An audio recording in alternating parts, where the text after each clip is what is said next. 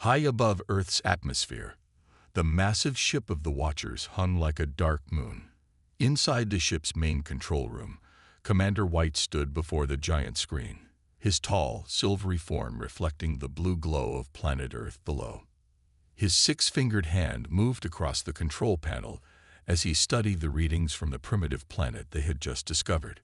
"Most interesting," he said to his second-in-command, Officer Gray. "These humans have nuclear weapons, yet they still pray to invisible gods. How can any species be so contradictory?" Officer Gray moved closer to the screen, his metallic skin shimmering under the bright lights of the control room. "They are young, Commander.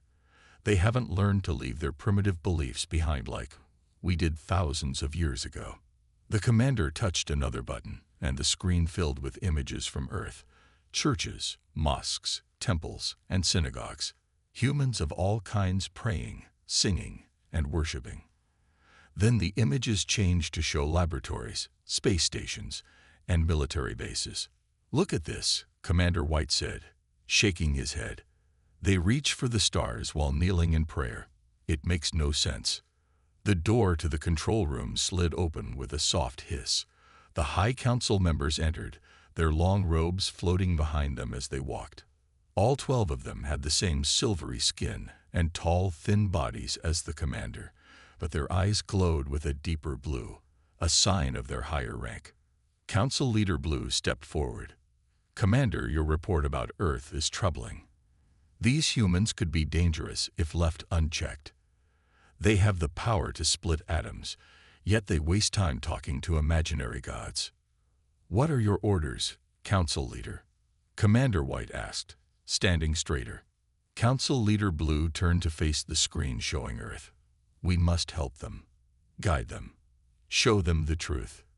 He paused, watching as the images showed humans at war, then humans praying for peace, or remove them if they refuse our help. A younger council member, Green, spoke up. "But the laws of the collective are clear. We cannot interfere with developing species." "These humans are different," Council Leader Blue said firmly. "Their belief in gods makes them unpredictable, dangerous. Look at their history. They wage wars over these beliefs. They reject science when it conflicts with their faith, yet somehow they still advance." Commander White pulled up more data on the screen. "Their technology is advancing faster than any species we've seen, despite their religious beliefs, or perhaps," he paused, looking troubled, "because of them." "Impossible," Council Leader Blue snapped. "Religion holds species back. We learned this truth eons ago when we left our own primitive beliefs behind. Now we understand the universe through pure science and logic." The room fell silent as they all watched the screens showing life on Earth. Humans working in laboratories while wearing religious symbols, priests studying astronomy, Muslims developing new medicines, Christians pushing the boundaries of spaceflight. "Prepare the ship for first contact," Council Leader Blue ordered. "We will show them a better way. Show them that their gods are nothing but stories. We will uplift them, whether they want it or not." Commander White nodded, but something in his eyes showed doubt. "And if they resist? If they choose to keep their beliefs?" Council Leader Blue's eyes turned a darker shade. "Then we will do what we must. For their own good, for the good of the galaxy." He turned to face the entire room. "The humans say they were made in their God's image. We will show them the truth, that they are nothing but evolved animals, like all other species." As the council members left the room, Commander White looked back at the screen. He watched a human family praying before a meal, their faces peaceful and happy. For the first time in his long life, he felt something he couldn't explain, a tiny spark of doubt in his own certainty. "Send probes to all major cities," he ordered Officer Gray. "I want to know everything about their beliefs and their technology before we make contact." Under his breath, so quietly that no one could hear, he added, "And may we not regret this decision." The great ship moved closer to Earth, its shadow growing larger over the blue planet. Below, humans went about their lives, unaware that their greatest test was about to begin. a test not just of their technology or their strength, but of their faith itself. The United Nations building in New York was surrounded by a sea of people. News of the alien ship had spread across the world, and now everyone waited to see what would happen next. Inside the General Assembly Hall, representatives from every nation sat in tense silence as they waited for the watchers to arrive.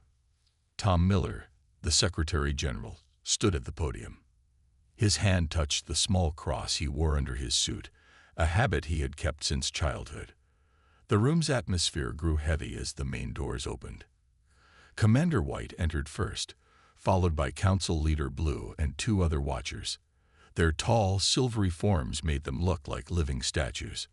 Many humans gasped at their strange appearance, but Tom kept his composure. "Welcome to Earth," Tom said, his voice steady. "We are honored to host representatives from another world." Council Leader Blue stepped forward. His blue eyes scanned the room, noting the various religious symbols worn by many of the representatives. "We come with an offer," he announced, his voice translated by a small device on his chest. "We can give your species technology beyond your dreams. We can cure your diseases, end your wars, solve your climate crisis." The room burst into excited whispers, but Tom noticed there was something in the alien's tone that bothered him. "And what do you ask in return?" he questioned. "Something simple," Council Leader Blue replied. "You must leave behind your primitive beliefs. No more gods, no more prayers, no more religions. They hold you back from true advancement." The room erupted in shocked voices. Tom raised his hand for silence. "With all due respect," he said, "faith is a fundamental part of human culture and identity. We've managed to advance scientifically while keeping our beliefs." Commander White stepped forward, activating a hologram in the center of the room. It showed various scenes of human warfare. "Your religions have caused countless wars," he said. "They divide you, make you fight each other, hold back scientific progress." "That's not entirely true," said Dr. Anna Thompson, a quantum physicist from the back of the room. She stood up, adjusting her hijab. "I'm a Muslim woman who has made breakthroughs in quantum mechanics. My faith doesn't conflict with science. It inspires me to explore God's creation." Council Leader Blue's eyes darkened. "We will demonstrate why your beliefs are unnecessary." He pressed a button on his wrist, and suddenly the room was filled with amazing holograms showing advanced technology. Flying cars, instant healing machines, teleportation devices, all of it beyond human current capabilities. "All of this could be yours," he said. "Simply let go of your supernatural beliefs." Tom stepped down from the podium and walked closer to the aliens. "You offer us advancement at the cost of our souls," he said quietly. "That's not a trade we're willing to make." "Your souls?" Commander White almost laughed. "There is no such thing. We have studied countless species across the galaxy.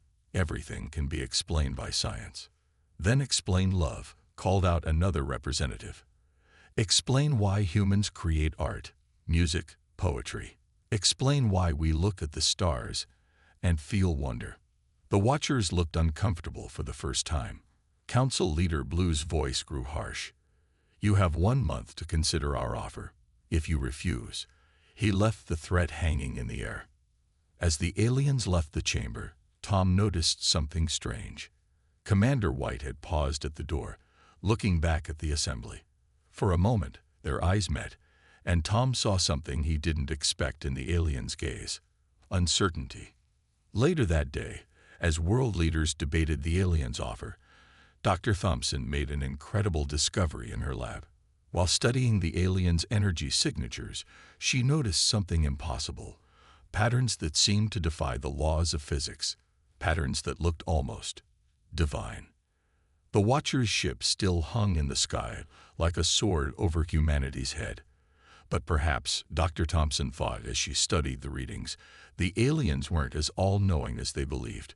Perhaps they had forgotten something important in their rush to abandon all faith, something they were about to learn the hard way. The month had passed, and humanity's answer remained firm. They would not abandon their faith. The Watchers' response was swift and terrifying. Their ships appeared over major cities worldwide, broadcasting a signal meant to free human minds from religious beliefs. In their command ship, Council Leader Blue watched the screens with satisfaction. The consciousness-altering waves will show them the truth. They will forget their gods and embrace pure logic. But something was wrong. In Dr. Thompson's laboratory deep beneath London, instruments went crazy as the alien signals poured down from above. She stared at her readings in amazement.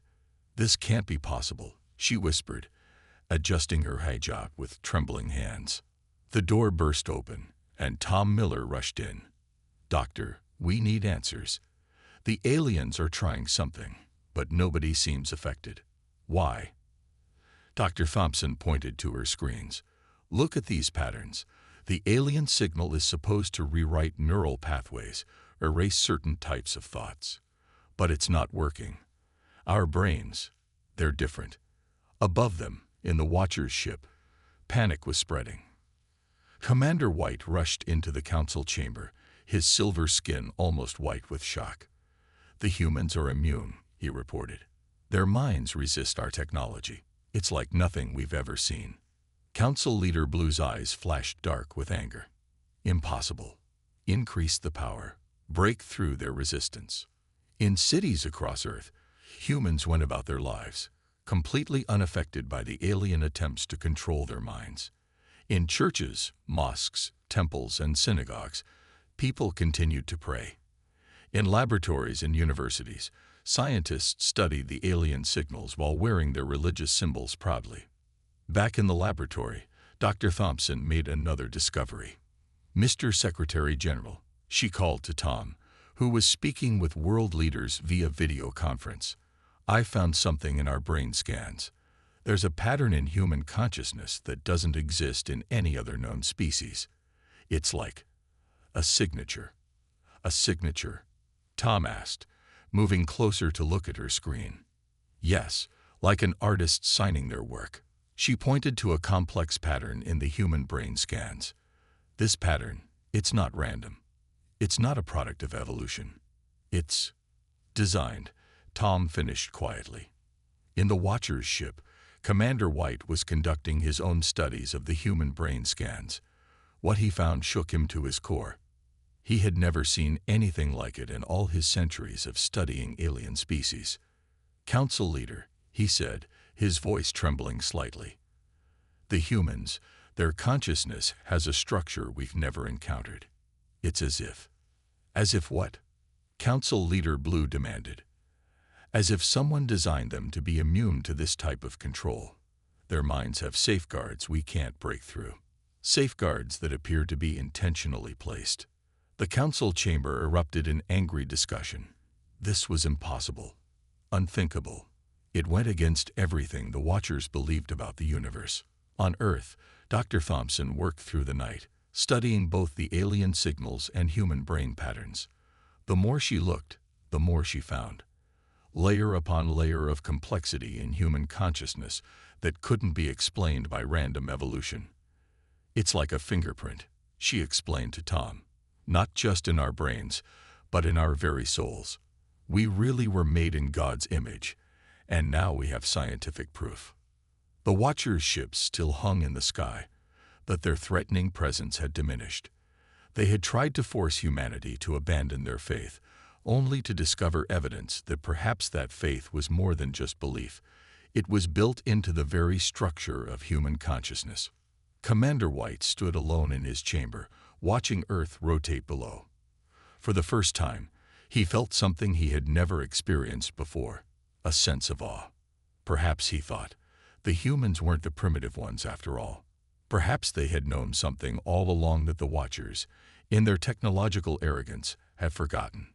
But Council Leader Blue was not ready to admit defeat. In his private chamber, he was already planning something more drastic. If they couldn't control human minds, they would try another way, one that would either force humans to submit or destroy them completely. The Watchers launched their attack at dawn. Their ships descended from the sky, firing weapons that were meant to disable rather than destroy. They wanted to capture humans, not kill them. Council Leader Blue had ordered them to take humans alive for study, to find out why they were so different from other species.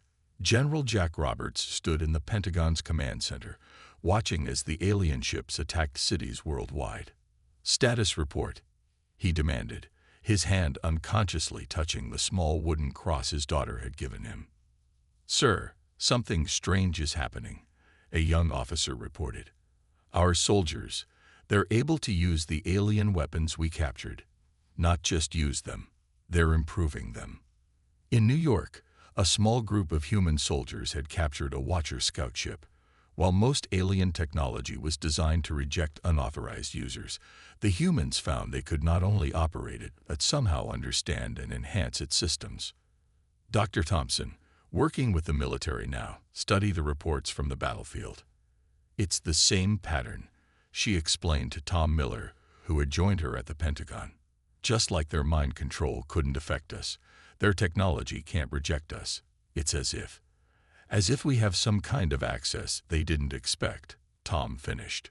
Up in the Watcher's command ship, Commander White watched in disbelief as humans began not just fighting back, but adapting Watcher technology with impossible speed. "Council Leader," he reported, "the humans aren't just resistant to our control. They're actually improving our weapons. They're making changes we never thought of." Council Leader Blue's eyes had turned almost black with fury. "Impossible. They are primitive beings who believe in sky gods. They cannot be better than us at anything." But the evidence was undeniable. In London, human soldiers had modified captured alien energy weapons to be twice as efficient. In Tokyo, engineers had taken a damaged alien ship and somehow made it faster than the original design. In Dubai, scientists had taken alien defense shields and found ways to power them with simple solar energy.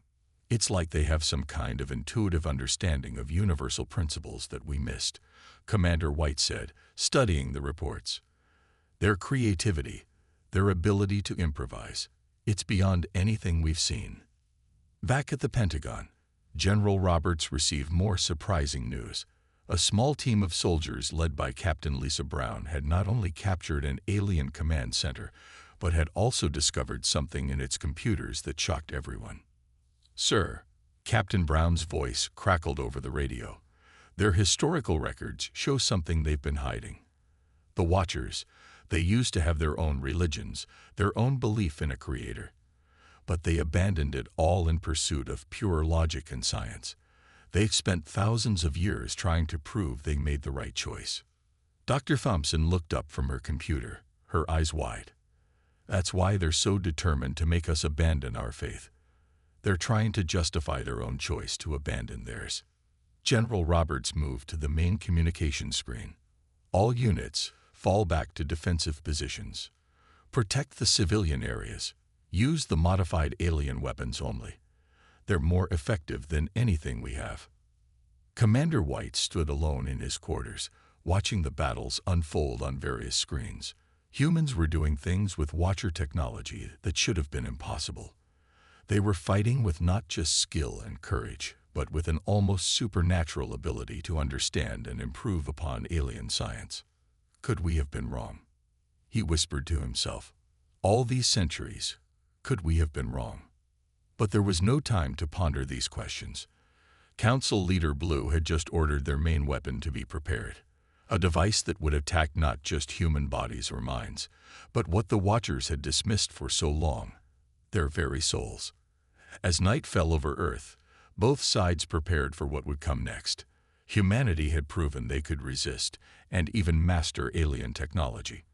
But the real test of their faith and their divine connection was about to begin. Dr. Thompson hadn't slept in 3 days.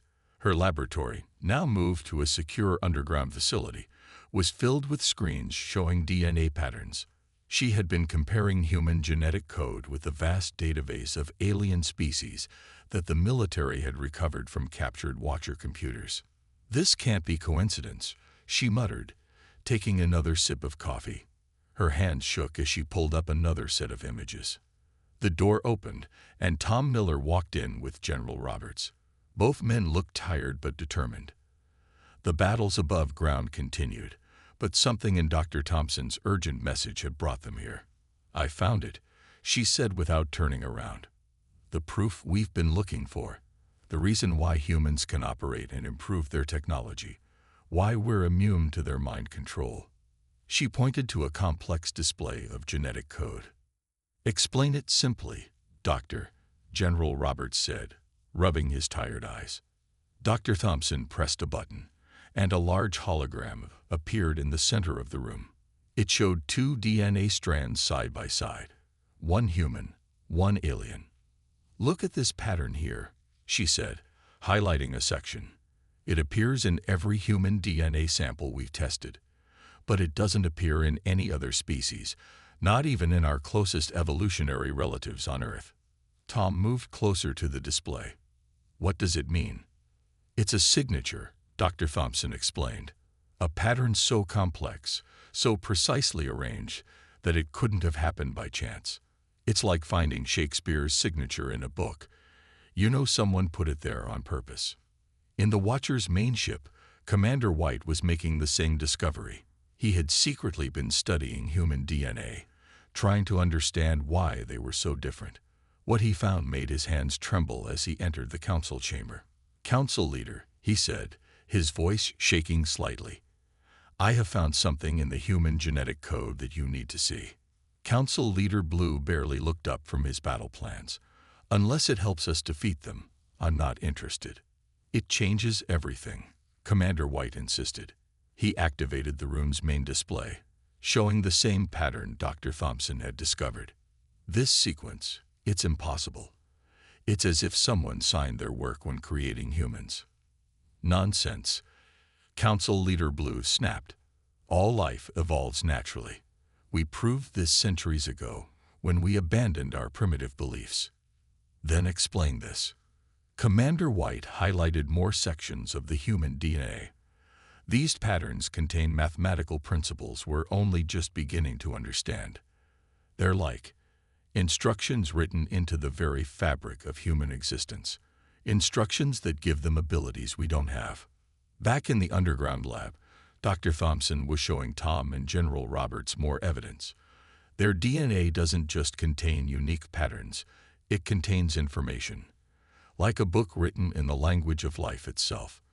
And the more we decode it, the more it looks like. "Like what?" Tom asked quietly. "Like a gift," she whispered. "A gift from a creator who wanted humans to be able to understand and improve upon any technology they encountered, to be able to resist any attempt to control their minds or souls." General Roberts sat heavily in a chair. "You're saying God didn't just make us in his image spiritually. He built it into our very genes." "Yes," Dr. Thompson said, "and the Watcher's own science is proving it." In his private quarters, Commander White studied the human DNA patterns again. Something stirred in his memory. Ancient texts from his own people, speaking of a time when they too believed they were created by a divine being. Texts they had dismissed as primitive myths. But now, faced with undeniable scientific proof in human DNA, he wondered if his people had made a terrible mistake. Had they abandoned not just their faith, but their own connection to something greater than themselves? The alarms suddenly began blaring throughout both human and Watcher facilities. Council Leader Blue had activated their ultimate weapon, a device that would try to sever humanity's connection to what the Watchers now feared might actually exist, the divine source of human uniqueness. The Watchers' great ship was in chaos. Word of Commander White's discovery had spread through the crew like wildfire. The evidence found in human DNA had shaken their civilization to its core. In the main council chamber, several younger Watchers surrounded Commander White, their eyes glowing with intense blue light. "Show us the ancient texts," one demanded. "The ones that speak of our own creator." Commander White hesitated, knowing this was forbidden. But after what they had discovered about humans, how could he stay silent? He activated a hidden database in his personal files, and ancient symbols filled the room's screens. "These are the prayers our ancestors once said," he explained. "The beliefs we called primitive and abandoned." His voice grew quiet. "The same kinds of beliefs humans still hold."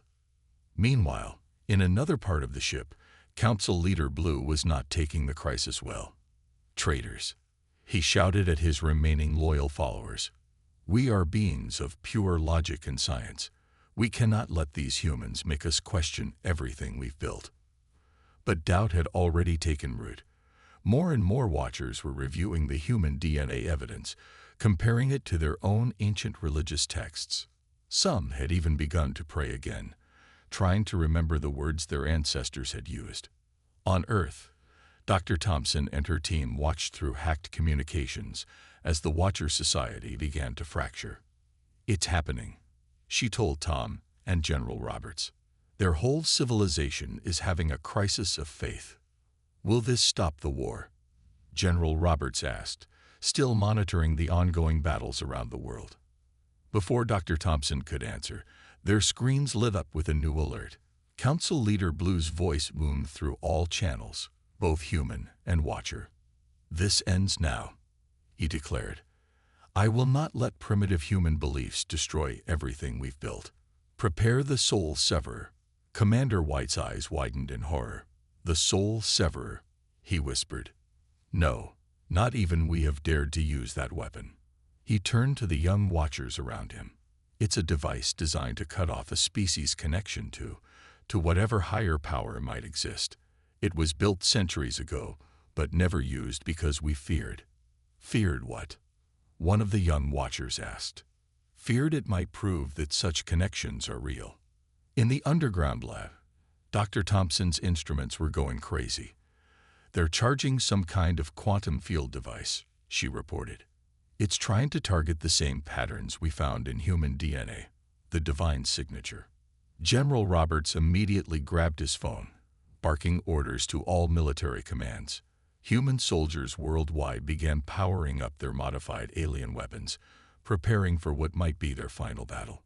Tom Miller spoke quietly, but firmly into the global communication system. "To all humanity, pray. Whatever your faith, whoever you call God, pray. Show them what true faith looks like." Aboard the Watcher ship, more and more crew members were abandoning their posts, refusing to help Council Leader Blue with his desperate plan. Commander White led a growing group of Watchers who had rediscovered their own capacity for faith. "Don't you see?" he asked Council Leader Blue through the ship's communication system. "Humans didn't evolve to be special. They were made special, just like we once were, before we chose to forget." "Lies." Blue's voice cracked with rage. "I will prove there is no creator. I will cut humanity's connection to their imaginary God." But as the Soul Severer powered up, something unexpected began to happen. The device's energy readings showed not one connection it needed to cut, but billions, one from every human soul, all linked to something vast and incomprehensible. Commander White watched the readings with tears in his eyes, the first tears any Watcher had shed in centuries.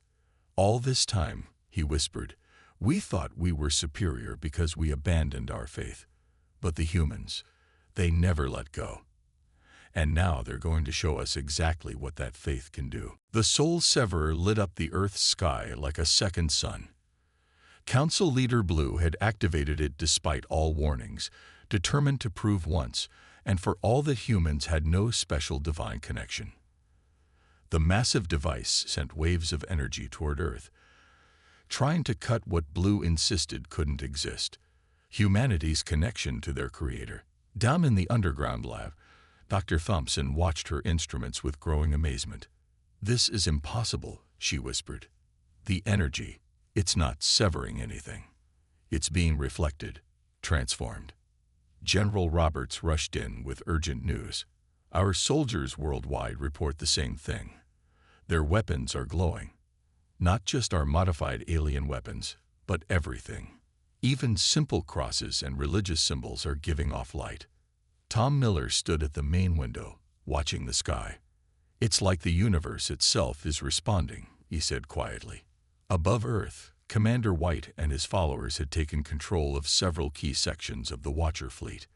Many ships were now turning away from their attack positions, their crews having rediscovered their own capacity for faith. Council Leader, Commander White called through the ship's communication system. "Look at the readings. The humans aren't just connected to a higher power, they're channeling it." Indeed, something extraordinary was happening. The Soul Severer's energy, meant to cut humans off from their divine connection, was instead being absorbed and transformed by that very connection. Every human on Earth, whether they were soldiers, scientists, or civilians, began to glow with a soft light. In his command center, Council Leader Blue watched in disbelief as his ultimate weapon not only failed but backfired spectacularly.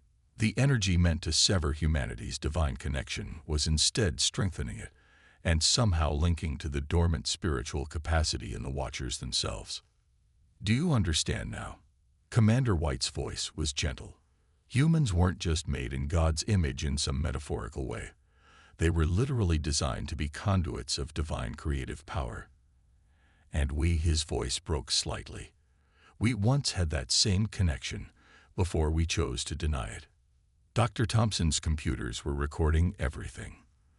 The Soul Severer's energy is being transformed into pure creative force, she explained to Tom and General Roberts. It's not just affecting humans, it's awakening something in the Watchers, something they thought they had eliminated centuries ago. All across Earth, the modified alien weapons in human hands began to pulse with power. But instead of firing destructive blasts, they released waves of pure creative energy. Damaged cities began to repair themselves. Injured people found themselves healed. It was as if humanity's divine connection had turned the Watcher's own weapon into a tool of creation rather than destruction. Council Leader Blue made one last desperate attempt. He tried to overload the Soul Severer, pushing it beyond its limits. But at that crucial moment, Commander White and his followers acted. Their ships surrounded the main vessel, and for the first time in centuries, the Watchers began to pray. The effect was immediate and stunning. The overloading Soul Severer didn't explode. Instead, it transformed into pure light that spread through the Watcher fleet, awakening long-dormant spiritual connections in their entire species.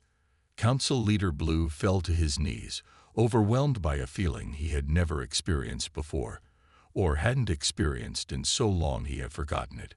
Faith, wonder, awe. As the light faded, Earth's forces stood down. The Watchers' ships began to retreat, but not in defeat. They were leaving to begin their own journey of rediscovery, to remember what they had forgotten about their own divine origins. Tom Miller stood in the United Nations building once again, but this time Commander White stood beside him not as an enemy, but as a friend. Together, they addressed the world. "Today," Tom said, "we learned that being made in God's image wasn't just a spiritual truth. It was encoded into our very beings. And in proving it, we helped another species remember their own divine heritage." Commander White nodded. "We came to teach humans to abandon their faith," he said. "Instead, they taught us to rediscover ours. The universe, it seems, has a sense of irony. Above them, the stars seem to shine brighter than before, as if reflecting the renewed connection between all conscious beings and their Creator. Humanity had faced its greatest test, and in preserving their faith, they had helped another species rediscover theirs. The war was over. The real journey of both species walking together in faith and science was just beginning."